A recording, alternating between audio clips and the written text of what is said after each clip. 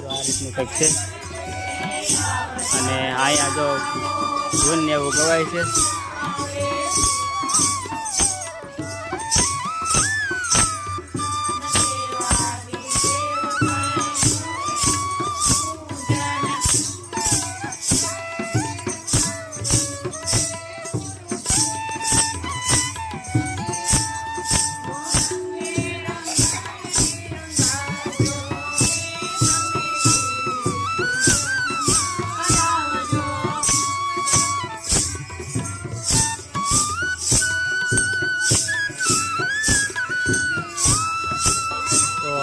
ગુરુ પૂનમની ઉજવણી થઈ રહી છે, તમે જોઈ શકતા છો. અને અહીંયા બાળકો માટે જો બટુક ભોજનની વ્યવસ્થા કરેલ છે. જો આ ગુરુ પૂનમની ઉજવણી ચાલી રહી છે.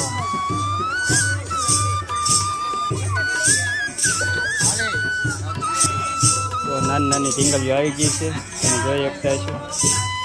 તો ગુરુ પૂનમનો પ્રસાદ છે, બાપાનો પ્રસાદ છે.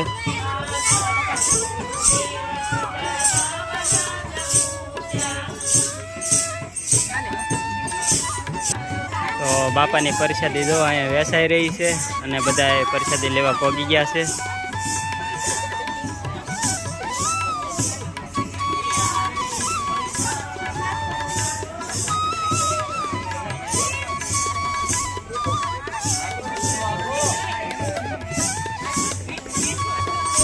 આ રીતનું મસ્ત બાપાનું જો મઢીનું ડેકોરેશન કરેલું છે, તો તમે જોઈ શકતા છો.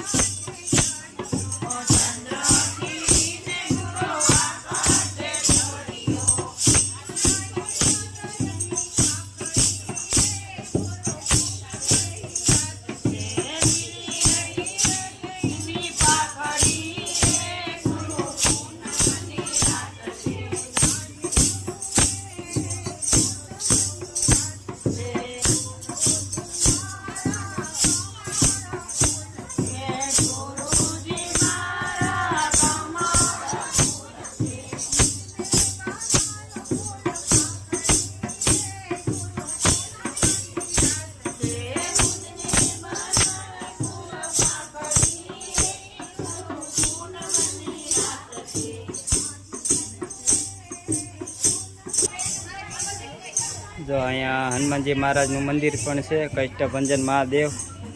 તો જો આ રીતનું કંઈક મંદિર ને એવું છે.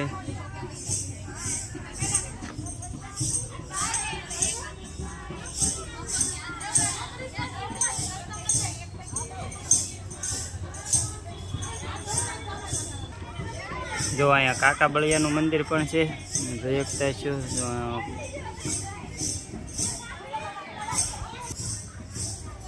અહીંયા શીતળા માતાનું મંદિર છે, જય શીતળાઈમાં.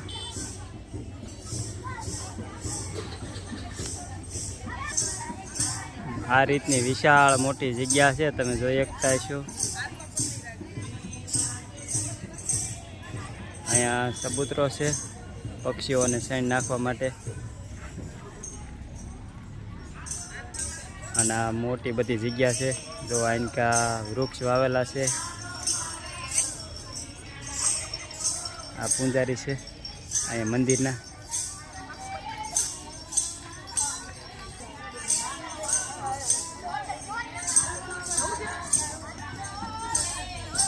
શ્રીનાથ મહાદેવ.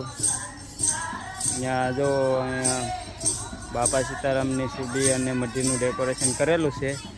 અને અહીંયા આપણે ગૌણીની પૂજા થાય છે, જે મોળા કટવાળા માટે.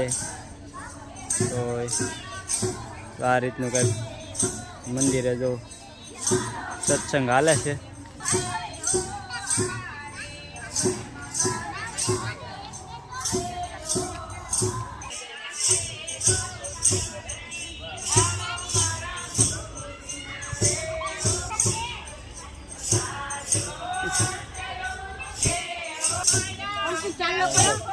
ગોરની પૂજા થાય છે, તમે જોઈ શકતા છો.